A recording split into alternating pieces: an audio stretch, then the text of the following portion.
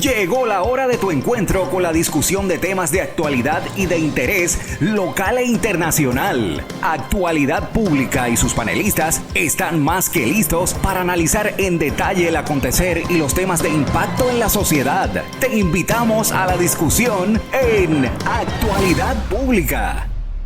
Saludos amigos y amigas, es viernes, son las 4 de la tarde, hora de dar inicio a Actualidad Pública por Católica Radio, Católica Televisión y las redes sociales de la Pontificia Universidad Católica de Puerto Rico. Vamos a escuchar los titulares del programa de hoy. Si está sucediendo, en Actualidad Pública se discute. Un análisis desde la doctrina social de la Iglesia. Actualidad Pública.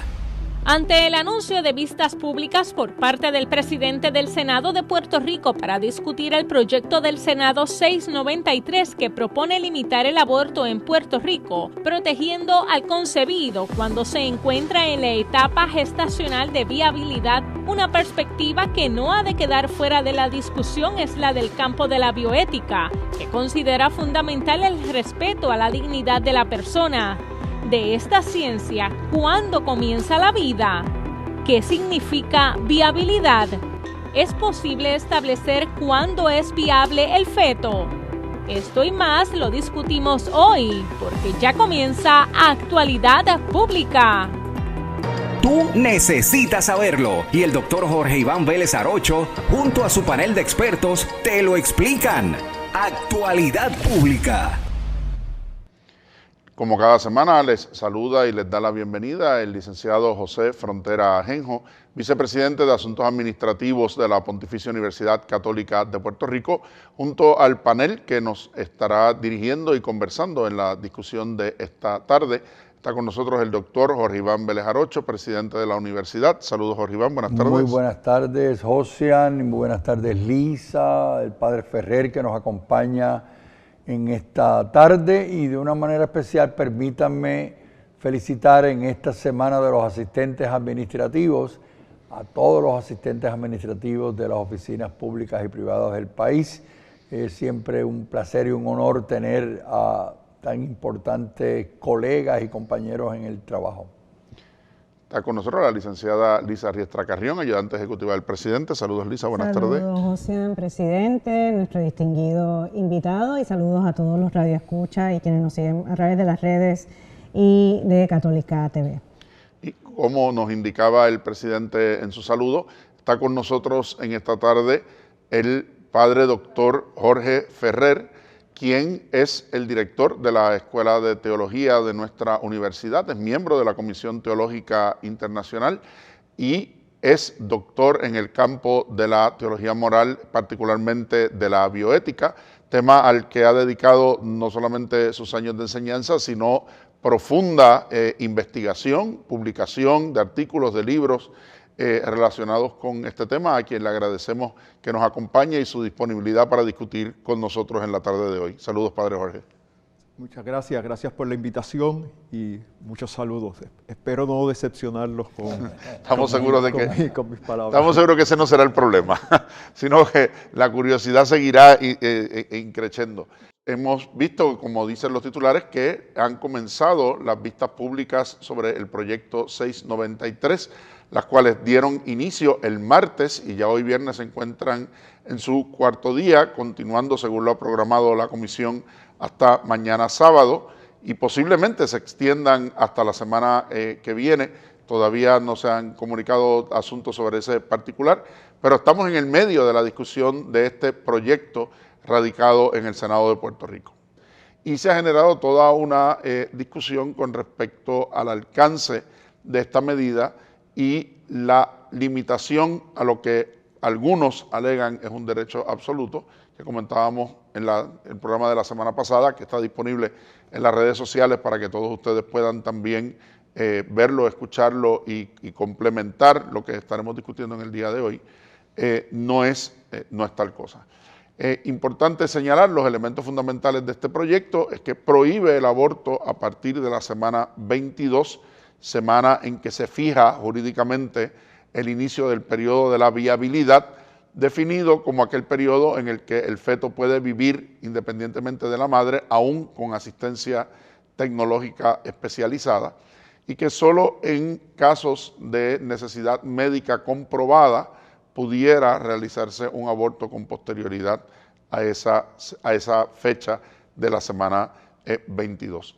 Por supuesto, detrás de esto hay toda una serie de elementos éticos, médicos, de la ciencia biológica y en particular de lo que el Tribunal Supremo de los Estados Unidos ha querido rehusar entrar, que es la determinación y una teoría real sobre el inicio de la vida y la importancia del reconocimiento de ese inicio de la vida, relegando que es un asunto que le corresponde a la bioética, a la medicina, a otras ramas dilucidar, y pues qué mejor que entrar con alguien que conoce esas ramas a poder hablar sobre esa posición sobre el inicio de la vida y la defensa de esta en todas sus etapas. Presidente. Sí, el doctor Ferrer, como todo buen profesor e investigador, nos envió en preparación para este programa, a los miembros de este panel, una asignación de lecturas importantísimas para que formaran el sustrato de fundamento de nuestro programa. Y a mí me gustaría, en esta primera intervención, pedirle al padre Ferrer que nos comente sobre un extraordinario ensayo, conferencia que dio el cardenal ya fallecido Joseph Bernardin en marzo 11 del 1984, que lo tituló Una ética de la vida consistente. Y mencionó él, y cito en ese ensayo, en esa conferencia, lo siguiente, dice que quiero defender la propuesta de la necesidad de una ética de la vida consistente, especificando por qué se necesita y que es importante defender este principio ético. Y siguió diciendo, hay en mi opinión dos razones por qué es importante defender este principio de una ética de la vida consistente. La primera, porque presenta unas amenazas, hay unas dimensiones de las amenazas a la vida hoy, no solamente el caso del aborto, sino en otros casos. Y segundo, que yo pienso que es quizá el elemento más importante, porque hay un valor de cuál es la visión moral de los asuntos que se están atendiendo. Pues muchas gracias. Agradezco mucho esta pregunta porque nos lleva a lo que yo pienso que puede ser muy bien el principio fundamental de una bioética de inspiración cristiana y ciertamente de inspiración católica. Es decir, a veces, estábamos comentando antes, que a veces se tiene la impresión que a la Iglesia solamente le interesan el aborto y la eutanasia. No, es decir, las posiciones de la teología católica y del magisterio de la Iglesia católica sobre el aborto y la eutanasia hay que colocarlas en un contexto mucho más amplio, del reconocimiento de la vida como el don fundamental que recibimos de manos del Creador. Y por eso yo aprecio mucho, de hecho el cardenal Bernardin, yo les envié la conferencia que dio en el año 84 de la Universidad de St. Louis, pero esta conferencia era el seguimiento de una que había dado el año antes en la Universidad de Fordham, en Nueva York.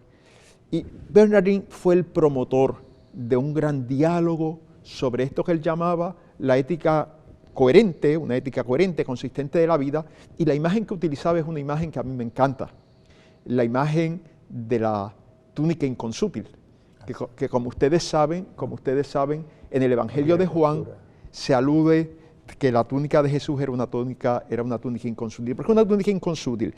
Porque en cualquiera de estas dimensiones en las que nosotros ataquemos directamente la vida, inevitablemente, esa es la tesis, vamos a estar afectando las otras. Esto tiene que verse como un continuo. Y hoy yo incluso ampliaría más los asuntos que Bernardin abordó, porque él hablaba del aborto, de la eutanasia, pero hablaba también de la guerra nuclear, que por un tiempo pensamos, después de la caída de la Unión Soviética, que lo habíamos dejado detrás, pero hoy no. Hoy la posibilidad de un holocausto nuclear es más real que nunca. Es decir,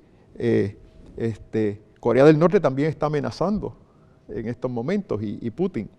El otro elemento es el elemento de la justicia social, ¿no? Es decir, de los países pobres, de la gente que no tiene alimentación, que no tiene acceso a servicios de salud. Yo recuerdo cuando yo estuve en un panel en el Instituto Borja, en Barcelona, cuando estábamos comenzando con lo del COVID, y había un compañero jesuita médico que trabaja en Centroamérica, El Salvador, Nicaragua, con el Servicio Jesuita de Refugiados, y él decía, ¿qué nos dicen de guardar distancia si viven hacinados? ¿Qué es que se laven las manos si no tienen agua? Esos son problemas que tienen que ver con la vida, ¿no? Son problemas que tienen que ver con la vida. Y hoy yo añadiría todo el aspecto ecológico, ¿no? Bernardín, es interesante lo que dice el padre Ferrer, porque Bernardín amplía exactamente esa visión, por ejemplo, para tocar dos temas que hoy día son fundamentales, que son proveerle techo a los desamparados. A las personas que ahora mismo no tienen techo. Y segundo, que yo lo encontré interesantísimo en esta visión ética, la educación al que no... Muy interesante. Muy interesante. Es decir, y el otro tema, claro, es el tema, en términos generales, el término de la guerra y de la violencia, claro, y de las armas, ¿no? Entonces, es decir, nosotros creemos en un Dios que es el Dios de la vida. Y por lo tanto... Y de hecho, ¿cuál es el fundamento de la fe cristiana? Cristo que resucita, Dios que vence la muerte. Y por lo tanto, necesitamos comprometernos en esa defensa de la vida. Y yo siempre encuentro mucha dificultad con esta gente que defendemos la vida no nacida, pero después, no sé, se aplica la pena de muerte. O no dejamos que la gente que viene huyendo de la violencia no encuentren acogida, ¿no? O no desarrollamos programas contra los analfabetos. Contra los analfabetos. O el gran problema que tenemos en nuestro país, que tenemos una población envejecida. El cuidado. Desatendida por completo. Y desatendida por completo, ¿no? Es decir, yo le decía cuando enseñaba allá en Mayagüez a los estudiantes de premédica, yo siempre les decía, mira, si te vas a quedar en Puerto Rico, la especialidad del futuro es geriatría, no es pediatría. Claro. Lamentablemente, ¿no? Porque el invierno demográfico es terrible. Entonces, a mí me parece, por lo tanto, que para hablar del tema del inicio de la vida, hay que ponerlo en este contexto más amplio de una ética coherente de la vida, que nos lleve a un compromiso con la protección de la vida, y no solamente de cualquier vida, porque no es solamente una vida a nivel de subsistencia, es una vida al nivel de lo que exige la dignidad humana, en todas las etapas de la vida, ¿no? Se dice mucho, ¿no? Desde la concepción hasta su muerte natural. Y en ese sentido, más que un inicio de la vida, es un momento de transmisión de vida. Porque son los padres los que transmiten, ¿verdad?, a través del proceso de la concepción, esa vida que ya ellos tienen a la vida, a una nueva que surge, que lo que surge es una nueva persona, un elemento distinto, ¿verdad? Y en esa posición que viene al centro de esto, ¿cuándo comienza la vida y desde cuándo debe ser reconocida y respetada? Una sobre esto que dices de los padres, ¿no? Yo siempre les digo esto cuando hablamos de esta imagen bíblica y los dos son una sola carne. Yo digo, realmente donde se hacen una sola carne de manera irrevocable es en el Hijo. Exactamente. Ahí es que son, o sea, yo soy mitad papá y mitad mamá hasta que me muera. Exactamente. Y en ese sentido, desde esa perspectiva, padre, y de la bioética, en la posición donde nos encontramos desde la visión cristiana, no hay duda de que la vida comienza en la concepción, sí, y que debe ser protegida desde ahí. Bueno, esa ha sido la posición. De hecho, fíjate que una cosa muy interesante históricamente es que tanto en el derecho romano, como en el Talmud. Es decir, la vida no nacida, o sea, la mujer, el feto, el no nacido, se consideraba como parte de las vísceras de la madre, ¿no? Y es muy interesante cómo en el cristianismo primitivo comenzamos, pero inmediatamente, a ver una posición distinta. Yo, en un escrito reciente, citaba una obra que quizás a muchos no les suena raro, a la Didaché. La Didaché es un escrito muy antiguo, probablemente, posiblemente, la datación no es segura, pero posiblemente más antiguo que muchos escritos del Nuevo Testamento. Y en la Didaché ya aparece, ¿no? Es decir, la posición contraria al aborto en una sociedad en la que no solamente se permitía el aborto, sino el infanticidio. El padre decidía si el niño iba a vivir o no iba a vivir, ¿no? Y bueno, y en Grecia pues ya sabemos las costumbres espartanas, etcétera, ¿no? Entonces es muy interesante cómo en el cristianismo, desde el primer momento, hay esta reverencia por la vida no nacida y claro, también por la vida frágil. ¿De dónde viene? No sabemos, porque no hay ningún texto explícito del Nuevo Testamento, pero yo pienso, y no soy el único, que posiblemente los relatos de la infancia tuvieron una influencia muy grande en este desarrollo de reverencia hacia la vida no nacida, ¿no? Hay otros textos de las escrituras hebreas donde se habla, por ejemplo, el Salmo 139, ¿no? De el embrión que se va formando y que Dios lo contempla, pero realmente el llegar a una posición ética como tan radical, tan discontinua con lo anterior, es propio del cristianismo y yo pienso que posiblemente esta idea de Cristo, de Jesús formándose en el vientre de María y el Espíritu Santo obrando sobre Juan el Bautista, sobre todo los relatos de Lucas, ¿no? Tienen que haber tenido una influencia en este desarrollo de la reverencia hacia la vida, hacia todavía la vida, yo les suelo llamar vida gestante, a la vida en gestación, que es propio de la tradición cristiana.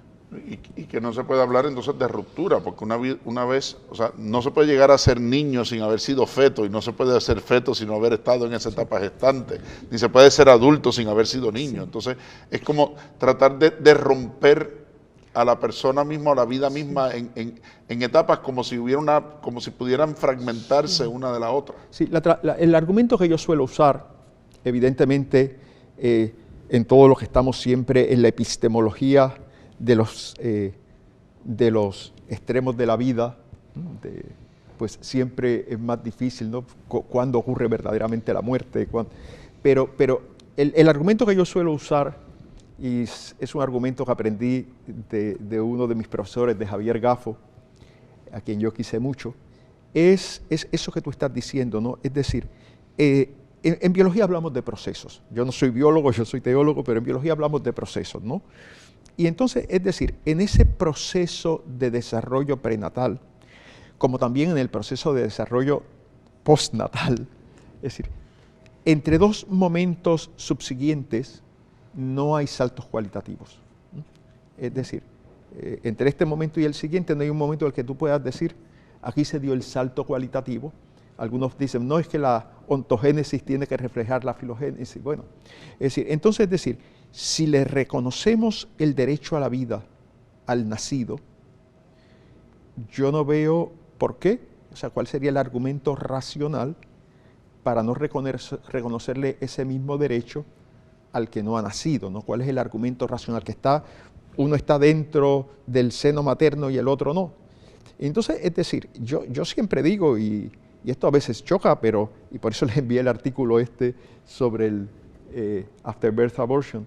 Yo siempre digo que una sociedad, y que esto lo tenemos que tomar muy en cuenta, ¿no? O sea, una sociedad que permite, no me voy a meter ahora en las fases tempranas, una sociedad que permite, y no es eso lo que considera el proyecto, una sociedad que permite abortos tardíos, yo no veo ninguna razón para que no permita el infanticidio. O sea, lógicamente hablando, o sea, hombre, por favor, no quiero que nadie me malentienda de que yo estoy defendiendo el infanticidio, ¿no? Es decir, yo pienso que el infanticidio es abominable, pero estoy hablando lógicamente, ¿no?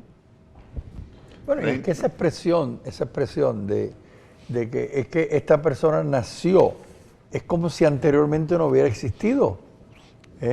Entonces, ¿cuál es el argumento?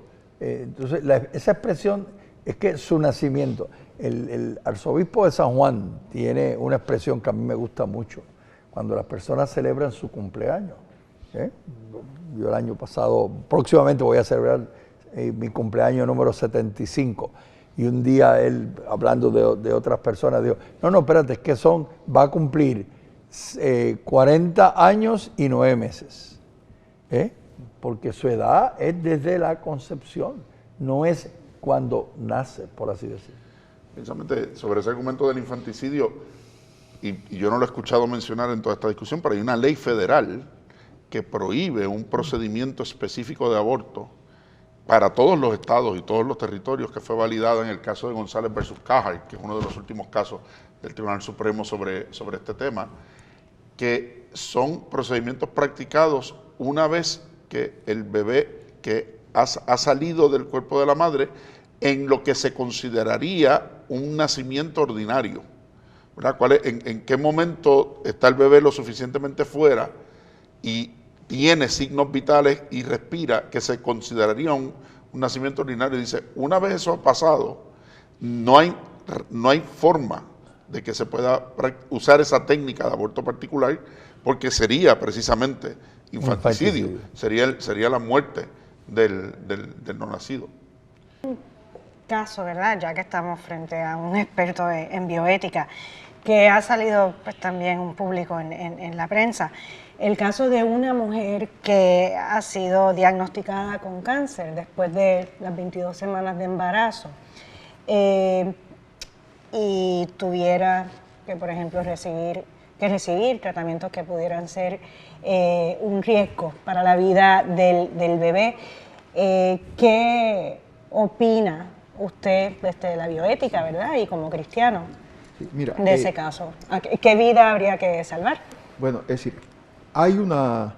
me voy a tener que meter aquí en unas cuestiones un poquito técnicas, que no sé si para un programa, para el público general sean... Pero bueno, ya que hacen la pregunta, no me queda más remedio. Es decir, hay una distinción clásica en teología moral entre aborto directo y aborto indirecto.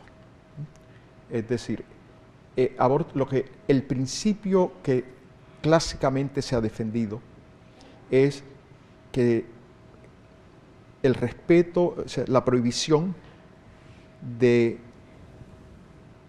atentar directamente contra la vida inocente.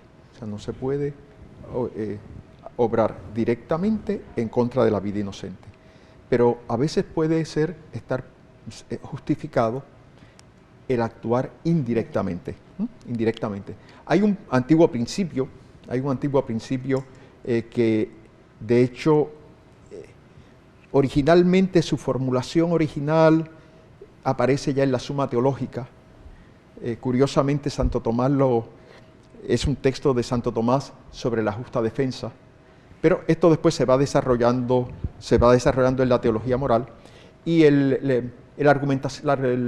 la formulación que vino a ser clásica, por lo menos en la neoescolástica, fue la formulación de Guiri, del padre Guiri, del siglo XIX, y ponía 4 condiciones, ¿no? Es decir, bueno, que la acción en sí misma sea buena o indiferente, que se busque solamente el fin bueno, que el fin malo no sea el medio para el bueno, y que haya una causa proporcionada, y que haya una razón proporcionada. Y uno de los ejemplos clásicos eran un cáncer, o sea, un útero canceroso, ¿no? En el que hay que intervenir, y si no intervienes, posiblemente vas a perder ambas vidas, ¿no? Claro. Entonces, es decir, se considera que ese tipo de acciones hay una causa proporcionada, que la acción que estás poniendo, o sea, no estás atentando directamente, estás tratando de curar el cáncer, estás tratando, ¿verdad? O sea, eso es lo que se está buscando, ¿no? Y prueba de eso es que si pudieses salvar las 2 vidas, las salvarías. Entonces, es decir, eso es lo que tradicionalmente se ha conocido como aborto indirecto, y que podría justificarse moralmente, ¿no? Después hay que estudiar caso por caso. Recuerden ustedes que en ética siempre hay que mirar al caso concreto y los principios se ponen a prueba en los casos, ¿no? Y los casos son los que nos ayudan a ir también de alguna manera puliendo los principios, ¿no? La ética fundamentalmente, Richard McCormick, que fue un gran moralista de mediados del siglo XX, decía que la teología moral, y en ese sentido la ética laica también, es el arte de hacer las distinciones apropiadas, razonablemente justificadas. Y siempre, para ser un buen eticista o un buen moralista, hay que tener atención a los detalles. Tenemos que hacer la pausa, pero ahí lo retomaremos precisamente porque uno de los elementos del proyecto va en esa dirección, en la distinción de los criterios médicos y las necesidades particulares que puedan surgir. Esto es Actualidad Pública, regresamos enseguida. Crisis energética, políticas públicas, manejo de la deuda del país, asuntos de la iglesia, violencia, en fin, asuntos de importancia que impactan la sociedad. Por eso es Actualidad Pública. Regresamos, amigos y amigas de Actualidad Pública. Estamos conversando en esta tarde sobre el proyecto 693 del Senado con respecto a las limitaciones al derecho al aborto a partir de la semana 22, dispuesta como el periodo de viabilidad. Y estamos en el día de hoy compartiendo en el panel con el doctor Padre Jorge Ferrer, director de nuestra Escuela de Teología, doctor en Teología Moral y Bioética, miembro de la Comisión Teológica Internacional, a quien le reiteramos nuestro agradecimiento por la discusión que hemos tenido hasta ahora y lo que sabremos que seguiremos discutiendo en esta segunda parte. En la discusión inicial y ahorita al terminar sobre ese elemento de la vida de la madre y la vida del feto y la discontinuidad, ¿verdad?, entre lo que era la tradición grecorromana y judía con lo que representa el cristianismo, yo creo que está en el centro de la disputa de lo que algunos quisieran plantear del derecho de la mujer sobre su propio cuerpo y de considerar al no nacido, mientras no está nacido, un elemento del propio cuerpo de la madre. Entonces, los propios casos que hasta ahora reconocen ese elemento de que existe una tensión entre el derecho y la autonomía de la libertad de la mujer con el derecho a la vida potencial del no nacido. Desde la perspectiva de la bioética y la moral, ¿dónde entra esa tensión? ¿Cómo se conjuga y se visualiza esa tensión? Sí. Bueno, en primer lugar, recuerda que yo no represento toda la bioética. No, claro. Es decir, en bioética hay posiciones para todos los... Hay un espectro amplio de posiciones. Yo represento unas líneas de pensamiento dentro de la bioética y desde esas líneas de pensamiento, pues, como también dentro de la teología moral, hay distintas líneas de pensamiento y yo represento unas líneas de pensamiento, ¿verdad? Así que nunca reclamo ser la línea de pensamiento. Pero lo que, fíjate, es decir, yo empezaría ahí por una aclaración, que es una cosa obvia, pero que a veces se nos puede pasar por alto. Y es, o sea, la ética no son una serie de normas breves, claras y absolutas. ¿Por qué? Porque la vida es compleja. Y por lo tanto, la ética en el fondo, ¿de qué se trata? No solamente de la reverencia a la vida, sino de vivir plenamente y de ayudarnos a las personas a vivir plenamente. Es decir, bueno, en la tradición hay toda la tradición de las éticas eudaimonistas que encontramos en Aristóteles, que encontramos en Santo Tomás, que encontramos que el fin de la ética es la plenitud y que las personas podamos llegar a la plenitud. Por lo tanto, ahora, como la vida humana es compleja, la ética siempre está llena de tensiones. Es decir, yo le digo a los estudiantes que a mí me encanta que haya conflictos éticos, pues yo vivo de eso. Es decir, si todo fuese claro y resuelto, pues me quedaba sin trabajo, ¿no? Entonces, evidentemente sí hay una tensión, yo creo que hay que reconocerla, ¿no? Hay una tensión porque la mujer, como cualquier persona, tiene un derecho fundamental a la autonomía y un derecho fundamental a tomar decisiones sobre su cuerpo y sobre su salud, como lo tenemos todos, ¿no? Como lo tenemos todos. El problema es que sí, aquí están unos derechos de la gestante y unos derechos que les reconocemos a esa vida en gestación, ¿no? Y que es una vida, es verdad que depende de la madre para poderse desarrollar. O sea, eso es indiscutible, ¿no? Pero no es una vida distinta de la vida de la madre, ¿no? Es decir, ¿por qué? Bueno, pues porque el proceso de gestación y esa realidad nueva que surge cuando se funden los pronúcleos, tiene su propio dinamismo. Y tiene su propio dinamismo que salvo realidades naturales, procesos naturales que lo puedan impedir, o que nosotros intervengamos, es un proceso que tiene su propio dinamismo, y ese dinamismo va al desarrollo de una nueva persona, ¿no? Es decir, así que sí, ahí el conflicto, yo lo que pasa es que diría, en primer lugar, sí, con todo el respeto que usted se merece, no es parte de su cuerpo, aunque necesita su cuerpo para poder vivir. Y en segundo lugar, algo que ustedes los juristas saben muy bien, que los derechos no son absolutos. Claro. Los derechos tienen que conjugarse con los intereses de otras personas y tienen que conjugarse también con el bien común.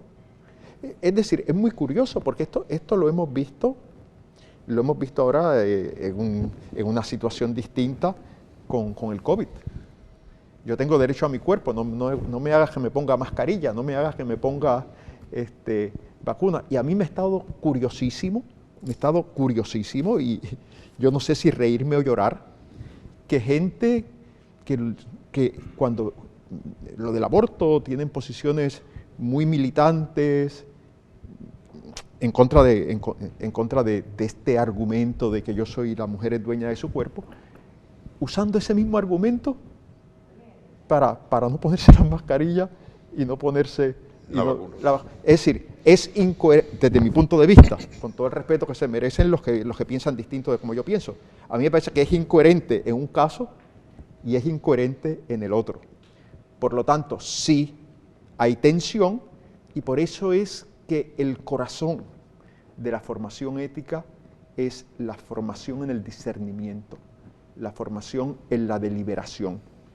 Yo pienso que la ética, la ética es eso, es decir, la educación ética, yo siempre se lo digo a los estudiantes, es formar en la deliberación. Y fíjate, José, me dice si me estoy saliendo de lo que queremos hablar, pero yo pienso que aquí hay un problema mucho más de fondo. Hay un problema de fondo de que hemos perdido la capacidad del diálogo razonable. Hemos perdido la capacidad de la argumentación y hemos perdido la capacidad de escucharnos los unos a los otros, ¿no? Entonces, es decir, una sociedad en la que hemos perdido esa capacidad de escucharnos los unos a los otros, en la que hemos perdido la capacidad de la argumentación razonable, es una sociedad sin futuro, es una sociedad que está condenada a gritos entre sordos. Es decir, entonces nos descalificamos.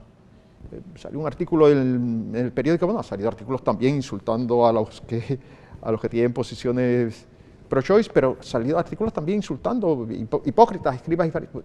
Pues digo, si empezamos por ahí no podemos hablar. Entonces, ¿hay una tensión? Sí. Yo creo que la tensión tiene que conjugar el derecho de la mujer y el derecho de la vida no nacida al que yo le reconozco, y creo que razonablemente tenemos que reconocerle que tiene también un derecho a la vida, ¿no? Es decir, lo que pasa es entonces que jurídicamente lo descalificamos por un fiat judicial. Hay un artículo de los que nos envió el padre Ferrer por dos autores, Giubilini y Minerva, un artículo del 2013, que el título es El recién nacido y el feto son moralmente equivalentes. Y voy a hacer una cita para pedirle al padre Ferrer que nos la comente. Y estoy citando de ese artículo. Dice, aunque es razonable predecir que vivir con una condición muy severa es contra el mejor interés del recién nacido, es muy difícil conseguir argumentos definitivos al efecto de que la vida con ciertas patologías no vale la pena vivirla. Aún esas patologías constituirían razones aceptables para el aborto. Y entonces un poco volvemos al tema de los argumentos que hace falta que se presenten, ¿verdad? Y entonces comentar un poco sobre el no nacido y el feto moralmente equivalente. Mira, el artículo es interesantísimo. Interesantísimo y extenso. Yo creo que todo el mundo lo debería leer y lo pueden buscar en internet. Salió en el Journal of Medical Ethics y se titula After Birth Abortion. Yo he tenido gente que simplemente el título los pone furiosos. Sí. Una cosa que a mí me llama profundamente la atención y me conmueve es cómo el aborto se ha convertido como en un signo de progresismo, en un signo de que se es progresista, de que... Y entonces, es decir, es muy curioso porque es la misma gente, las mismas personas quizás, que te defienden los derechos de la persona con síndrome Down una vez nacida a ser incluida, o las personas con otras, lo que antes llamábamos minusvalías, hoy con otras diversidades de aprendizaje, otras diversidades a ser incluidas, con lo que yo estoy enteramente de acuerdo, pero entonces como que cuando no ha nacido se le niega ese derecho, ¿no? Se le niega ese derecho a ser incluida. Y a mí me parece que en el fondo, no quiero usar lenguaje incendiario, pero que en el fondo es una nueva eugenesia. Y es una mentalidad eugenésica y me da mucho miedo que estemos construyendo una sociedad y un mundo, bueno, lo hemos construido hace rato, pero que estemos ahondando en un mundo en el que no hay espacio para el frágil, no hay espacio para el débil, no hay espacio para el que necesita ayuda, y una sociedad en la que no seamos capaces de acoger y de acompañar a ese bebé que viene con síndrome de Down o que viene con otras, lo que llamamos deformaciones genéticas o lo que sea, pero también acoger y acompañar a la familia que lo tiene que recibir, ¿no? Es decir, porque yo creo que parte de ser pro vida es también acoger y acompañar a la persona que está llevando ese embarazo. Bueno, y es que, siguiendo en la misma argumentación, ¿y qué pasaría si una vez nace y nace saludable, al poco tiempo desarrolla una de estas patologías? Claro. Estamos entonces defendiendo de que pueda ser matado. Bueno, tú sabes que hay posiciones, por ejemplo, como Peter Singer, ¿no? El filósofo australiano, que defienden eso, que se le debería dar como unos 15 días a los padres, después del nacimiento, para decidir si lo quieren aceptar o no lo quieren aceptar. Porque, fíjate, yo creo que aquí hay, es decir, es la idea de que la personeidad se asocia con unas determinadas características, como que son la capacidad racional, la capacidad de razonar, la capacidad de expresarse lingüísticamente, de expresar sentimientos, y que por lo tanto, mientras no se tengan esas capacidades, realmente no podríamos hablar de que estamos ante personas. De ahí la idea de que hay seres humanos que no son personas y hay personas que no son seres humanos. Yo no tengo mucho problema con la segunda parte de la afirmación, tengo muchos problemas con la primera, ¿no? Entonces, es decir, pero el problema es eso, si entramos por ahí, es decir, bueno, ¿cuándo se exhiben esas características personales? Volvemos a la ética consistente de la vida. Exactamente. Sí, es decir, ¿cuándo? Entonces, es decir, entonces yo creo que muchas veces no nos detenemos a considerar las consecuencias de las posiciones que asumimos.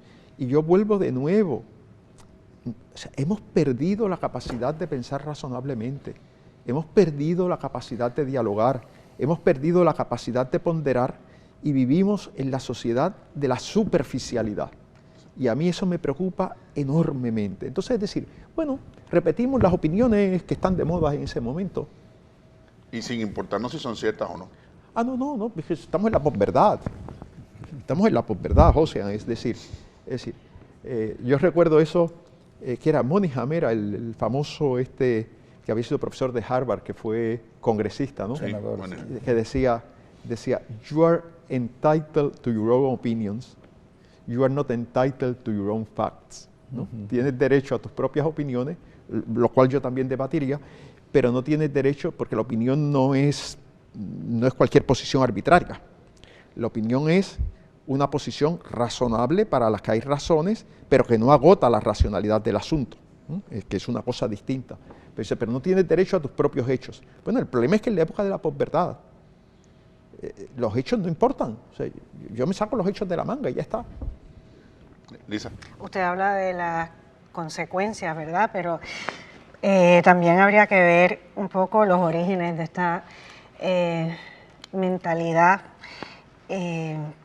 a favor del aborto, que puede ser usado, ha sido usado para instrumentalizar,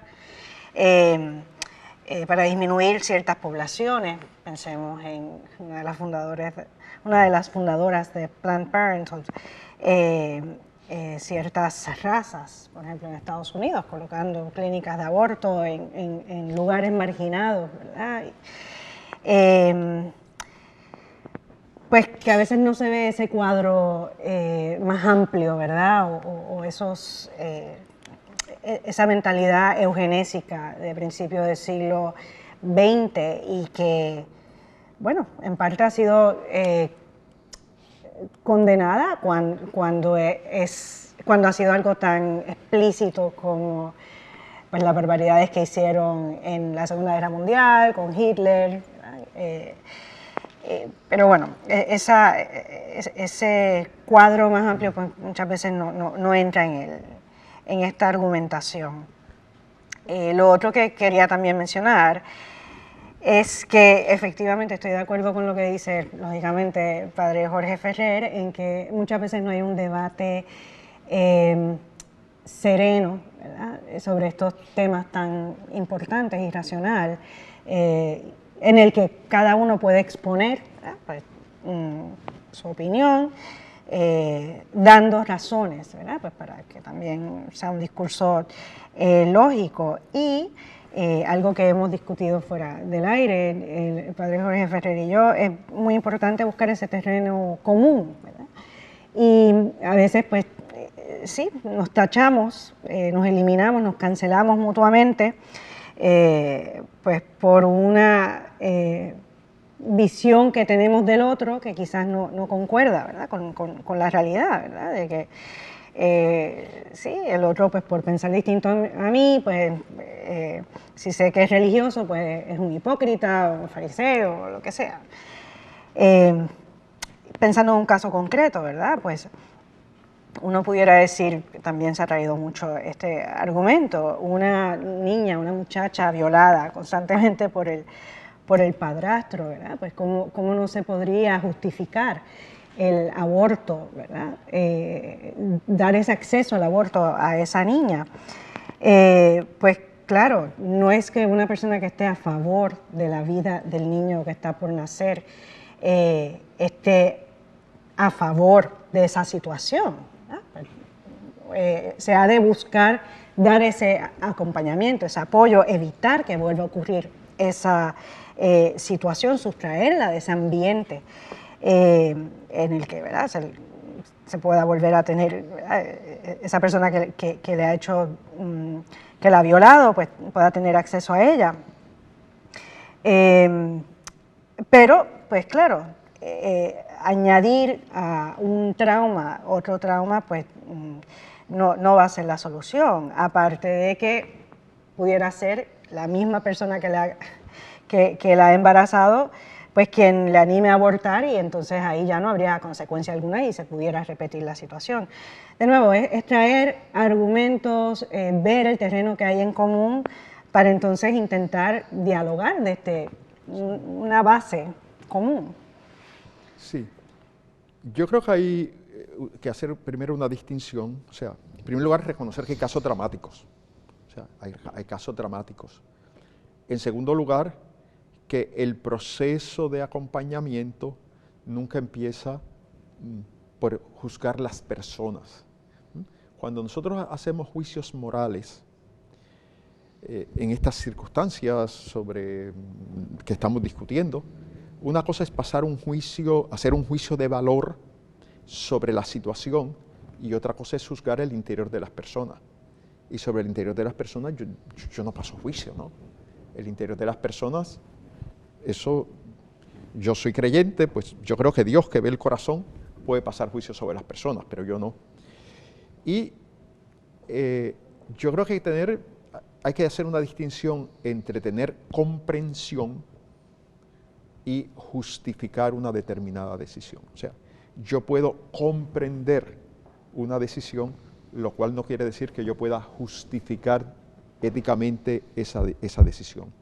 Hay una distinción muy importante en la teología católica clásica, que hoy día nos hemos olvidado de ella y hay razones para debatirla, pero era la distinción que se hacía entre la dimensión objetiva y la dimensión subjetiva. Una cosa es el juicio que se pasa objetivamente sobre una acción, y otra cosa es la imputabilidad subjetiva de esa misma acción, ¿no?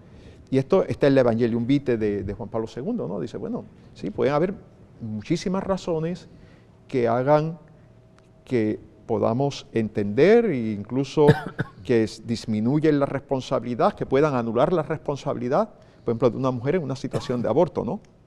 Es decir, eso es una cosa, eso es una consideración distinta de la justificación objetiva por razones éticas de lo que es un aborto, ¿no? Y por eso es que yo insisto mucho en la ética consistente de la vida. Es decir, ojo, si yo no hago una sociedad en la que realmente nadie se debería ver en una circunstancia en la que se sienta tan contra la espada y la pared que piense que esa es su única opción. Entonces, de ahí es que viene la ética consistente de la vida. A mí me parece, porque a veces piensan, dicen, no, es que tú vienes a juzgar. Ojo, yo paso juicio objetivo, tengo que hacer juicio de valor. Y a veces es la idea de que no hay que hacer juicios de valor, mentira. Todos hacemos juicios de valor y hacemos juicios de valor continuamente y no lo podemos evitar. Diego Gracia, que es un gran pensador español, a quien yo admiro mucho, dice que valorar es tan necesario como respirar. Que los seres humanos no podemos vivir sin pasar juicio de valor sobre todo, es decir, estoy cómodo, estoy incómodo, es hermoso o es feo. Es decir, entonces, por lo tanto, tengo que pasar juicio de valor, y paso juicio de valor, por ejemplo, basado en el valor de la vida no nacida. Pero eso no quiere decir que yo esté juzgando a la persona, que no pueda entender que la persona hizo lo que entendía que debía de hacer en este momento, que yo no vaya a acoger a la persona y acompañarla, ¿no? Yo muchas veces he tenido la experiencia, ¿no?, de, una situación de esta de aborto, de que la persona viene después donde ti y piensa que la vas a castigar y a rechazar. No, yo te acojo con amor. Es decir, ¿qué voy a castigarte encima de lo que ya has vivido? No, yo represento a Cristo misericordioso. Y cuando yo estoy en esa función, ahora estoy hablando no como teólogo, sino como sacerdote, pero como teólogo también, cuando yo estoy como sacerdote, yo abrazo y acojo y represento. Si tengo que corregir, corrijo, claro.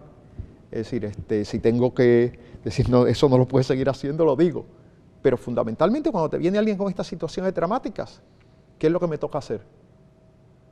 Acoger, abrazar, consolar, comprender, acompañar, y que la persona haga su proceso. Y también, fíjate, acompañar en el discernimiento moral. Es decir, porque muchas veces Es decir, claro, si alguien viene y me dice yo voy a matar a mi mujer esta noche, ahí me pongo directivo. Pero cuando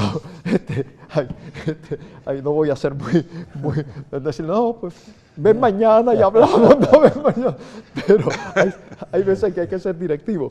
Pero cuando viene alguien con una situación de estas dramáticas, ordinariamente lo mejor es acompañar a la persona, ¿no? Y ayudarle a que la persona misma sea la que vea y la que tome la decisión delante de Dios. Quisiera apuntar, padre, un poco sobre el planteamiento del discernimiento moral que implica esto. Sí.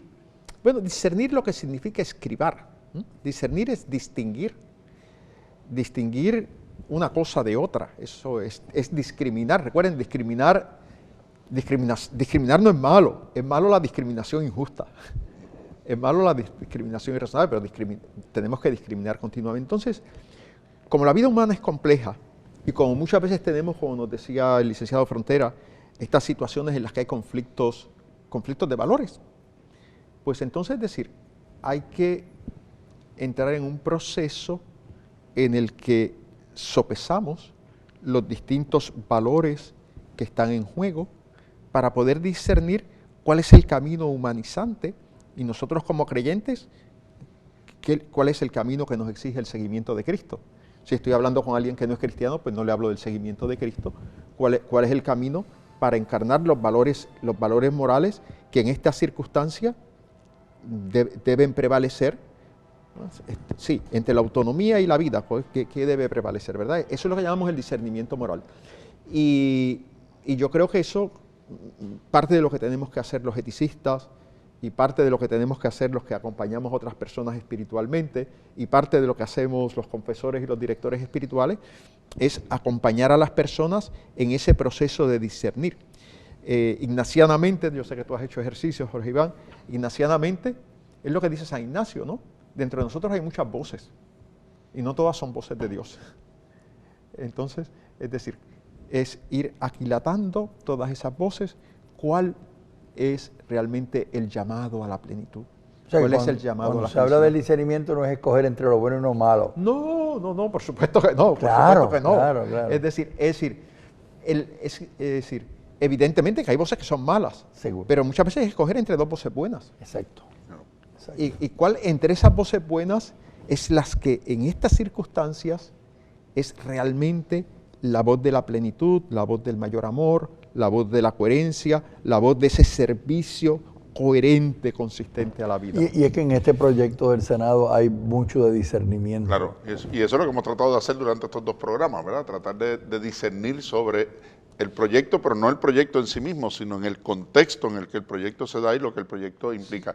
Lamentablemente el tiempo nos traiciona, pero como dije al principio, esto era para haber podido seguir y agradecemos al Padre Ferrer esta posibilidad de conversación que hemos tenido en esta tarde y animamos a todos los que nos ven, nos escuchan a seguir atentos a estas discusiones y a hacer su propio ejercicio de discernimiento, ¿verdad? De qué cosas se dicen desde el fanatismo, desde la opinión, desde la ignorancia de los hechos, a lo que va sobre la verdad de lo que estamos considerando, que al final del camino es el reto que tenemos todos, poder encontrar la verdad, poder discernir sobre esa verdad y actuar conforme a esa verdad, sin perder en perspectiva que la primera verdad fundamental es la del valor de la vida de cada uno de nosotros, incluido el no nacido. Gracias a todos por acompañarnos, será hasta la semana próxima en Actualidad Pública. Esto es Actualidad Pública, una producción de la Pontificia Universidad Católica de Puerto Rico.